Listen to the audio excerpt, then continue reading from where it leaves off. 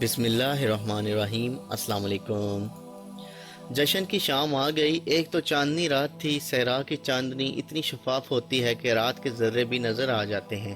دوسرا، ہزارہ مشغلوں نے وہاں صحرا کی رات کو دن بنا دیا تھا۔ باڈی گارڈز کا ہجوم تھا جو ایک وسیع میدان کے گرد دیوار کی طرح کھڑا تھا۔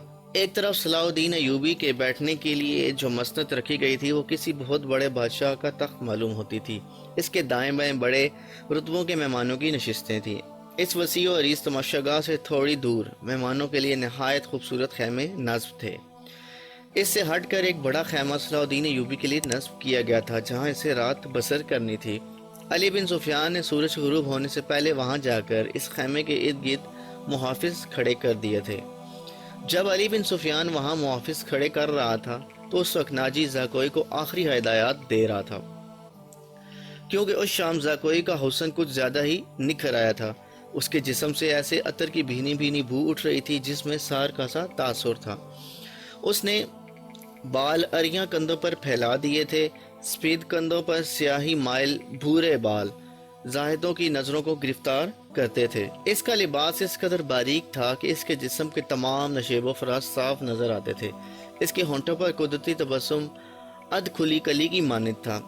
ناجی نے اسے سر سے پاؤں تک دیکھا اور کہا، صلاح الدین ایوبی پر تمہارے جسمانی حسن کا تو شاید اثر نہ ہو، اپنی زبان کا استعمال کرنا، وہ سبق بھولنا نہیں جو میں نے اتنے دنوں سے تمہیں پڑھا رکھا ہے، اور یہ بھی نہ بھولنا کہ اس کے پاس جا کر اس کی لونڈی نہ بن جانا، انجیر کا وہ پھول بن جانا جو درخت کی چوٹی پر تو نظر آتا ہے مگر درخت پر چڑھ کر دیکھو تو غائب ہو جاتا ہے، اسے اپنے قدموں میں بٹھا لینا۔ میں تمہیں یقین دلاتا ہوں تم اس پتھر کو پانی میں تبدیل کر لو گی۔ اسی سرزمین میں کلو پترا نے سینر جیسے مرد آہن کو اپنی حسن و جوانی سے پگھلا کر مصر کی ریت میں بہا دیا تھا۔ کلو پترا تم سے زیادہ خوبصورت نہیں تھی، میں نے تمہیں جو سبق دی ہیں وہ کلو پترا کی چالیں تھی۔ عورت کی یہ چالیں کبھی ناکام نہیں ہو سکتی۔ زاکوئی مسکرا رہی تھی اور بڑے غور سے سن رہی تھی۔ مصر کی ریت نے ایک اور کلو پترا کو حسین ناگن کی طرح جنم دیا تھا۔ مصر کی تاریخ اپنے آپ کو دہرانے والی تھی۔ سورج غروب ہو گیا تو مشعلیں جل اٹھیں۔ صلاح الدین ایوبی گھوڑے پر سوار آ گیا۔ اس کے دائیں بائیں آگے پیچھے اس کے ان محافظوں کے گھوڑے تھے جو علی بن سفیان نے منتخب کیے تھے۔ اسی دستے میں سے اس نے 10 محافظ شام سے پہلے یہاں لا کر صلاح الدین ایوبی کے خیمے کے گرد کھڑے کر دیے تھے۔ سازوں نے دف کی آواز پر استقبالیہ دھن بجائی اور صحرا امیر مصر صلاح الدین ایوبی زندہ باد کے نعروں سے گونجنے لگا۔ ناجی نے آگے بڑھ کر استقبال کیا اور کہا، آپ کے جانثار عظمت اسلام کے پاسبان آپ کے بسط چشم خوش آمدید کہتے ہیں۔ ان کی بے تابیاں اور بے قراریاں دیکھیے، آپ کے اشارے پر کٹ جائیں گے، اور خوشامد کے لیے اسے جتنے الفاظ یاد آنے لگے تھے اس نے کہہ ڈالے۔ جو ہی صلاح الدین ایوبی اپنی شاہانہ نشست پر بیٹھا، سر پر دوڑتے گھوڑوں کی ٹاپوں کی آوازیں سنائی دیں۔ گھوڑے جو مشعلوں کی روشنی میں آئے تو سب نے دیکھا کہ 4 گھوڑے دائیں اور 4 بائیں سے دوڑے آ رہے ہیں۔ ہر ایک پر ایک سوار تھا۔ ان کے پاس ہتھیار نہیں تھے، وہ ایک دوسرے کے آمنے سامنے آ رہے تھے۔ صاف نظر آ رہا تھا وہ ٹکرا جائیں گے۔ کسی کو معلوم نہیں تھا کہ وہ کیا کریں گے۔ وہ ایک دوسرے کے قریب آئے تو دونوں فریقوں کے سوار رکابوں میں پاؤں جما کر کھڑے ہو گئے۔ پھر انہوں نے لگامیں ایک ایک ہاتھ میں کر لی اور دوسرے بازو پھیلا دیے۔ دونوں اطراف کے گھوڑے بالکل آمنے سامنے آ گئے اور سواروں کی دونوں پارٹیاں ایک ہی دوسرے سے الجھ گئیں۔ سواروں نے ایک دوسرے کو پکڑنے اور گھوڑے سے گرانے کی کوششیں کی۔ جب گھوڑے آگے نکل گئے تو 2 سوار جو گھوڑوں سے گر پڑے تھے ریت پر کلا بازیاں کھا رہے تھے۔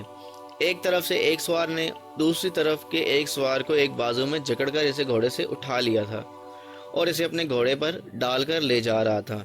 ہجوم نے اس قدر شور بپا کیا کہ اپنی آواز آپ بھی سنائی نہیں دیتی تھی۔ یہ سوار اندھیرے میں غائب ہوئے تو دونوں طرف سے 4 اور گھوڑے آئے اور اسی طرح مقابلہ ہوا۔ اس طرح 8 مقابلے ہوئے۔ اس کے بعد شتر سوار آئے، پھر گھوڑ سوار اور شتر سواروں نے سواری کے متعدد کرتب دکھائے۔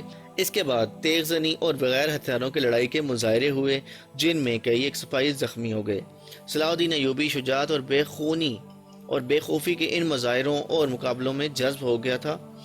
اسے ایسی ہی بہادر فوج کی ضرورت تھی۔ اس نے علی بن سفیان کے کان میں کہا، اگر اس فوج میں اسلامی جذبہ بھی ہو تو میں صرف اسی فوج سے صلیبیوں کو گھٹنے بٹھا سکتا ہوں۔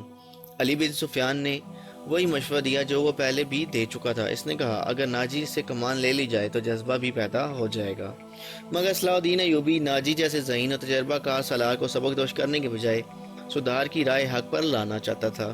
وہ اس جشن میں اپنی آنکھوں سے یہی دیکھنے آیا تھا کہ یہ فوج کردار کے لحاظ سے کیسی ہے۔ اسے ناجی کی اس درخواست سے پہلے ہی مایوسی ہو گئی تھی کہ اس کے سپاہی اور کمانڈر شراب پینا چاہتے تھے اور ناچ گانا بھی ہوگا۔ صلاح الدین ایوبی نے اس کی درخواست اس وجہ سے منظور کی تھی کہ وہ دیکھنا چاہتا تھا کہ لشکر کس حد تک عیش و عشرت میں ڈوبا ہوا ہے۔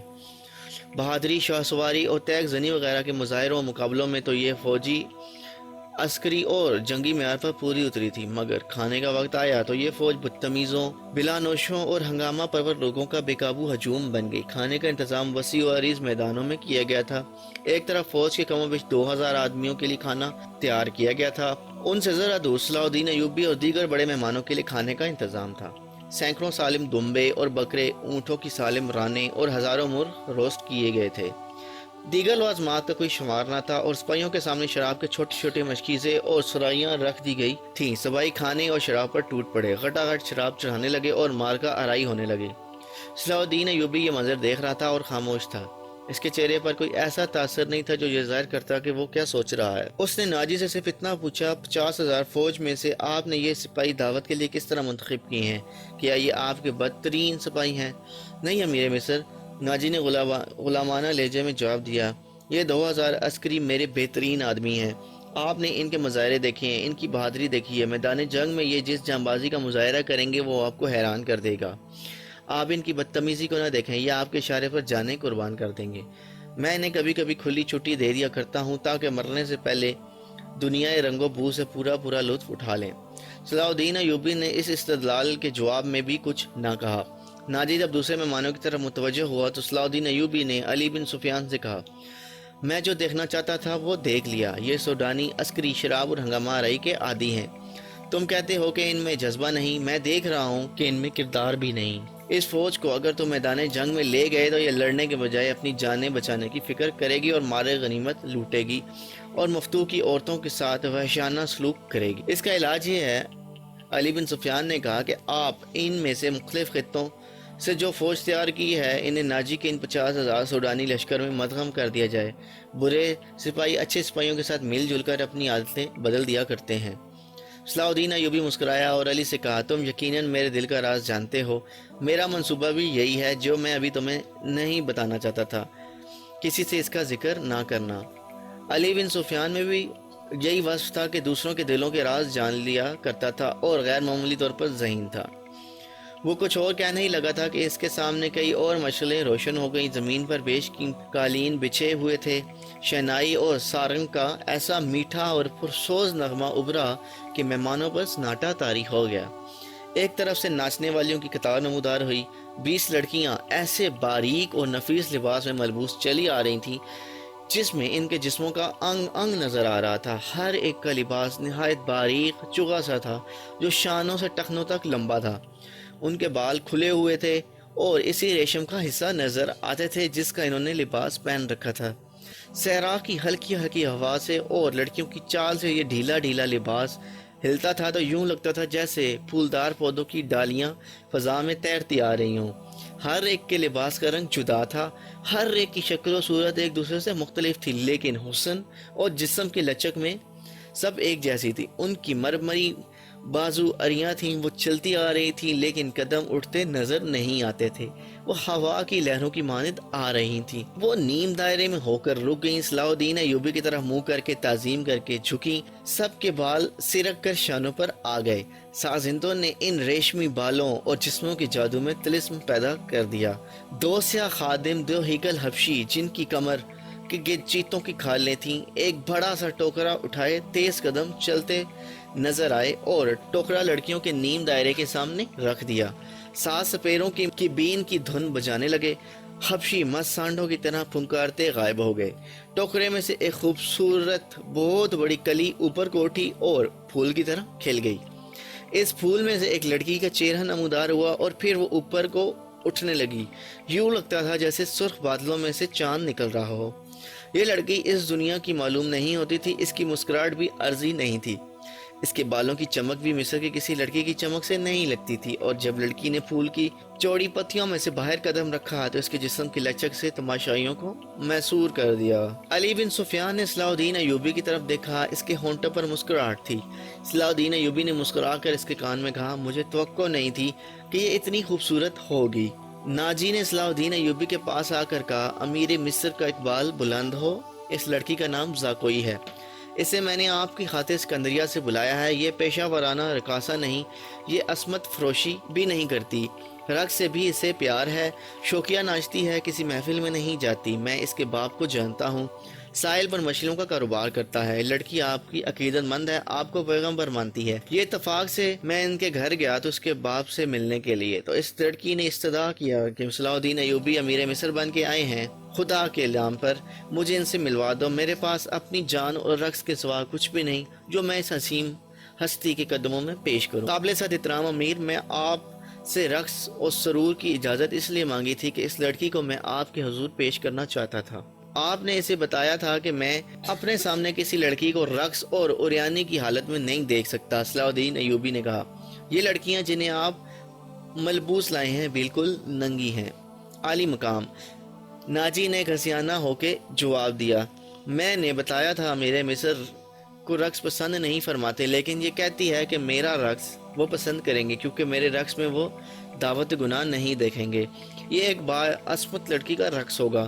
میں ایوبی کے حضور اپنا جسم نہیں اپنا فن پیش کروں گی۔ اگر میں مرد ہوتی تو ایوبی کی جان کی حفاظت کے لیے اس کے محافظ دستے میں شامل ہو جاتی۔ آپ کیا کہنا چاہتے ہیں؟ صلاح الدین ایوبی نے پوچھا۔ اس لڑکی کو اپنے پاس بلا کر اسے خیرات تحسین پیش کروں تو تم اپنے جسموں کو ہزاروں مردوں کے سامنے اریاں کر کے بہت اچھا ناچتی ہو، اسے اس پر شاباش کہوں کہ اس نے مردوں کے جنسی جذبات بھڑکانے میں خوب مہارت حاصل کی ہے؟ نہیں امیر مصر، ناجی نے کہا، میں اسے اس وعدے پر یہاں لایا ہوں کہ آپ اسے صرف باریہ بھی بخشیں گے۔ یہ بڑی دور سے اسی امید پر آئی ہے۔ ذرا دیکھیے اسے، اس کے رقص میں پیشہ ورانہ تاثر نہیں، خود سبکتگی ہے۔ دیکھیے وہ آپ کو کیسی نظروں سے دیکھ رہی ہے۔ بے شک عبادت صرف اللہ کی جاتی ہے، لیکن یہ رقص کی اداؤں سے، عقیدت سے، محصور نگاہوں سے آپ کی عبادت کر رہی ہے۔ آپ اسے اپنے خیمے میں آنے کی اجازت دے دیں۔ تھوڑی سی دیر کے لیے اسے مستقبل کی وہ ماں سمجھیں جس کی کوکھ سے اسلام کی پاسبانی کے لیے جان باز جنم لیں گے۔ یہ اپنے بچوں کو بڑے فخر سے بتایا کرے گی کہ میں نے صلاح الدین ایوبی سے تنہائی میں باتیں کرنے کا شرف حاصل کیا تھا۔ ناجی نے نہایت پر اثر الفاظ اور جذباتی لہجے میں صلاح الدین ایوبی سے منوا لیا کہ یہ لڑکی جسے اس نے ایک بردہ فروش سے خریدا تھا شریف باپ کی باعصمت بیٹی ہے۔ اس نے صلاح الدین ایوبی سے کہلوا لیا کہ اسے میرے خیمے میں بھیج دینا۔ زاکوئی نہایت آہستہ آہستہ جسم کو بل دیتی اور بار بار صلاح الدین ایوبی کی طرف دیکھ کر مسکراتی تھی۔ باقی لڑکیاں اس کے گرد تتلیوں کی طرح جیسے اڑ رہی ہوں۔ یہ اچھل کود والا رقص نہیں تھا۔ مشعلوں کی روشنی میں کبھی یوں لگتا تھا جیسے ہلکے نیلے شفاف پانی میں جل پریاں تیر رہی ہوں۔ چاندنی کا اپنا ایک تاثر تھا۔ صلاح الدین ایوبی کے متعلق کوئی نہیں بتا سکتا تھا کہ وہ گمسم بیٹھا کیا سوچ رہا تھا۔ ناجی کے سپاہی جو شراب پی کر ہنگامہ برپا کر رہے تھے وہ بھی جیسے مر گئے ہوں۔ زمین اور آسمان پر وجہ طاری تھا۔ ناجی اپنی کامیابی پر بے حد مسرور تھا اور رات گزرتی جا رہی تھی۔ تو دوستو، آپ کو ہماری یہ ویڈیو کیسی لگی ہے؟ اگر آپ کو ہماری ویڈیو پسند آئی ہے تو اسے لائک کریں اور دوستوں کے ساتھ ضرور شیئر کیجیے گا۔ اگلی قسط تک کے لیے اللہ حافظ۔